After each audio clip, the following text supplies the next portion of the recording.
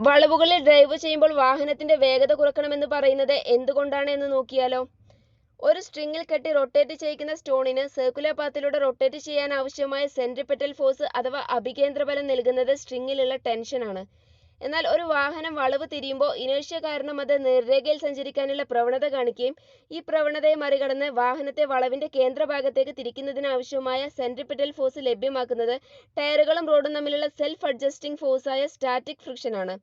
എന്നാൽ നിങ്ങളുടെ വാഹനത്തിന്റെ വേഗത ലിമിറ്റിംഗ് വാല്യൂവിനേക്കാളും കൂടുതലാണെങ്കിൽ ഫ്രിക്ഷണൽ ഫോഴ്സിന് ആ സർക്കുലർ പാത്ത് മെയിൻറ്റെയിൻ ചെയ്യാനാവാതെ വരികയും വാഹനത്തിന് ഗ്രിപ്പ് നഷ്ടമാവുകയും ചെയ്യുന്നു.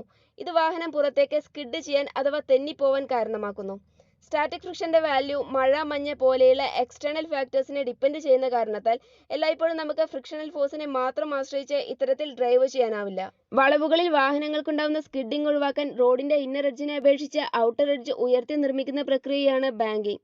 റോഡിനെ ഇത്തരത്തിൽ കൺസ്ട്രക്ട് ചെയ്യുന്നതിലൂടെ വാഹനത്തിൽ ആക്ട് ചെയ്യുന്ന നോർമൽ റിയാക്ഷന്റെ ഹൊറിസോണ്ടൽ കമ്പോണന്റ് വാഹനത്തിന് സർക്കുലർ പാത്തിലൂടെ മൂവ് ചെയ്യാൻ ആവശ്യമായിട്ടുള്ള സെൻട്രിപെറ്റൽ ഫോഴ്സ് പ്രൊവൈഡ് ചെയ്യുന്നു.